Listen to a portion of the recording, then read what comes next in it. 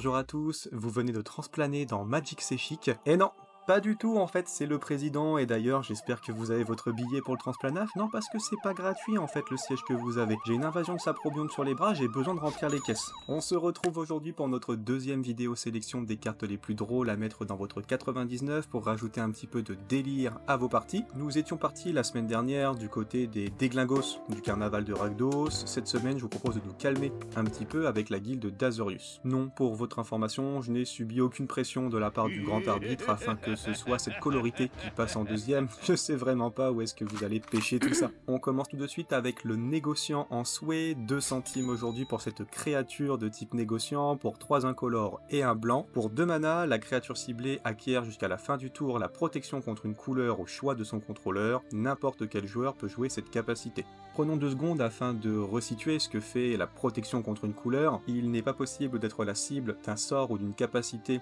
de cette couleur. Une créature qui a une protection contre une couleur ne peut pas être enchantée ni équipée par un enchantement ou un équipement de cette couleur. Un tel enchantement est immédiatement mis au cimetière ou un tel équipement se détache. Toutes les blessures qu'il subit provenant d'une source de cette couleur sont prévenues, et enfin, une créature avec une protection contre une couleur ne peut pas être bloquée par une créature qui a cette couleur. Carte politique assez oubliée pour le coup, n'oublions pas que n'importe quel joueur peut jouer cette habilité. On prendra également le soin de se rendre compte que c'est le propriétaire de la créature qui est ciblée qui va choisir de quelle couleur elle acquiert la protection. Elle peut donc vous servir à protéger vos créatures lors d'une phase d'attaque, en les rendant quasiment imbloquables, mais également offrir un moyen de sauver les créatures des adversaires contre un sort de gestion. Carte très intéressante qui rend toute interaction beaucoup plus politique et qui a tendance à calmer un petit peu le rythme de la partie, tant bien sûr qu'il reste du mana d'étape autour de la table. On continue avec Transcendance, une carte qui vaut 10 centimes aujourd'hui pour cet enchantement coûtant 3 incolores et 3 blancs. Ce qui est marrant avec cette carte, c'est qu'on va sortir un petit peu des sentiers battus habituels de Magic. Vous ne perdez pas la partie si vous avez 0 points de vie ou moins, néanmoins, quand vous avez 20 points de vie, vous perdez la partie. À chaque fois que vous perdez des points de vie, vous gagnez 2 points de vie pour chaque 1 point de vie perdu. Je trouve que ça fait quand même pas mal de fois le mot point de vie. Simplement à la lecture de la carte, on peut comprendre le côté comique. Elle divise techniquement votre point de vie en deux, puisqu'un point de vie perdu vous en fait réellement gagner et donc perdre 2. C'est très rigolo d'inverser les compteurs et de voir son nombre de points de vie monter sur Mythic Tools. Vous pouvez le voir, c'est une carte qui est assez médiocre finalement, hormis le wow effect du début des 2 premières parties où on va pouvoir jouer cette carte pour impressionner la galerie. De ce que j'ai trouvé sur mes recherches, la façon la plus intéressante de rentabiliser la carte finalement, c'est de la jouer et de la donner à un adversaire. Carte par contre que vous allez avoir envie de conserver, il s'agit de la 3e carte de notre sélection et c'est le pari de l'illusionniste. Un éphémère pour 2 incolores et 2 bleus qui va coûter pareil à peu près 10 centimes aujourd'hui. Ne lancez le pari de l'illusionniste que pendant la phase de déclaration des bloqueurs, pendant le tour d'un adversaire, retirez toutes les créatures attaquantes du combat et dégagez-les. Cette phase est suivie d'une phase de combat supplémentaire. Chacune de ces créatures attaque pendant ce combat si possible, elles ne peuvent pas vous attaquer ou attaquer un Planeswalker que vous contrôlez durant ce combat. Si Wispacem Parabellum, si tu veux la paix, prépare la guerre, je pense que ça doit être la devise de la guilde Azorius. Malheureusement pour mes adversaires, j'ai encore besoin d'un tour ou deux, je ne suis pas tout à fait prêt pour la guerre, même si jamais j'ai bien envie d'avoir la paix. Je vais donc vous inviter à ne pas vous défouler chez moi, mais en dehors de mes frontières s'il vous plaît. La carte est totalement imprévisible, déjà grâce à sa vitesse d'éphémère, et son effet totalement alambiqué qui va en laisser plus d'un sur le cul. Très généralement, lors d'une partie de Commander, il y a surtout un adversaire qui va se retrouver en situation d'opulence sur le board avec beaucoup de créatures et qui va être en position de pouvoir attaquer. Tant qu'à faire, autant repousser un petit peu l'invasion barbare qui guette vos portes sur un de vos opposants. Elle peut également vous permettre de gagner un tour supplémentaire de répit contre les decks Voltron ou les decks avec de très grosses créatures qui sont imbloquables. Je rappelle bien sûr que c'est une carte qui va pouvoir passer l'ex-proof, la parade et toute autre protection car on ne cible pas directement une créature mais l'ensemble des créatures attaquantes qu'un joueur contrôle. Surprenante, très forte, très peu onéreuse, c'est une excellente addition à rajouter à vos jeux bleus. 4e carte de la sélection avec réduire au silence, 35 centimes sur Card Market pour cet instant blanc et de bleu. Contrecarré, le sort ciblé, son contrôleur ne peut pas lancer de sort ce tour-ci. Il nous fallait bien une carte Ultra Control dans cette liste Azorius. Moi à la base je voulais pas l'intégrer, mais si vous regardez dans le coin droit, vous allez bien voir qu'il y a le grand arbitre qui nous regarde, et techniquement je ne suis que les petites mains qui exécutent, j'ai pas vraiment d'autorité, contrairement à ce que mon titre pourrait laisser croire. Bon, c'est une carte de type Nope.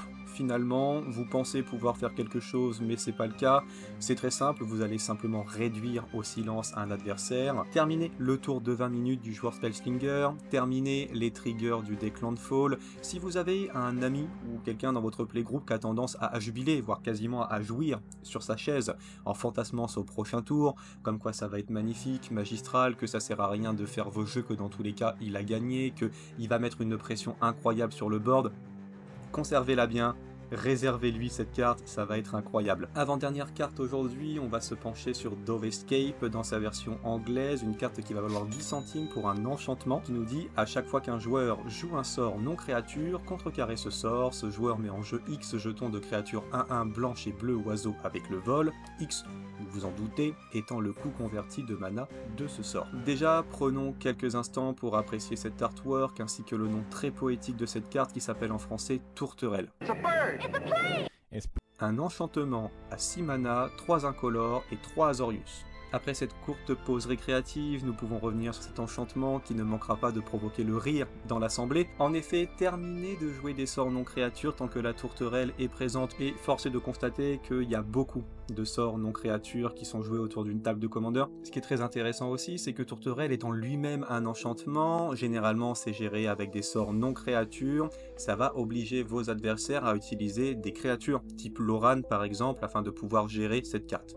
On peut bien voir la dualité de Tourterelle grâce aux deux commandants qui utilisent le plus cette carte sur EDH Rec. On a d'un côté l'aspect Stax, l'aspect anti-fun, j'ai envie de dire, d'empêcher vos adversaires de pouvoir répondre, et de l'autre, on a l'aspect que je trouve le plus rigolo en tant que joueur tribal, c'est celui du tribal oiseau. Effectivement, certes, vous allez donner des créatures 1-1 oiseau à vos adversaires, mais ils seront bien plus profitables avec tous les sorts de buff qu'on peut se donner. Vraiment, c'est une carte finalement qui a le cul entre deux ailes. Il y a également un combo très simple avec Tourterelle et Sagacité, que personnellement j'aime beaucoup, qui vous permet de produire une infinité de tokens 1-1, avoir une multitude de triggers de TB et qui vous permet de multiplier à l'infini les compteurs Storm. Le déterminisme selon Zur, 10 centimes aujourd'hui pour un enchantement, 3 incolores et un bleu. Les joueurs jouent avec leurs mains révélées, si un joueur devait piocher une carte, il la révèle à la place, n'importe quel autre joueur peut ensuite payer 2 points de vie. Si un joueur fait ainsi, mettez cette carte dans le cimetière de son propriétaire, sinon ce joueur pioche une carte. Je reconnais bien là une carte qui sert à se faire des ennemis. Déjà c'est très amusant de voir comment les gens se servent de l'espace à leur disposition pour jouer avec leurs mains révélées.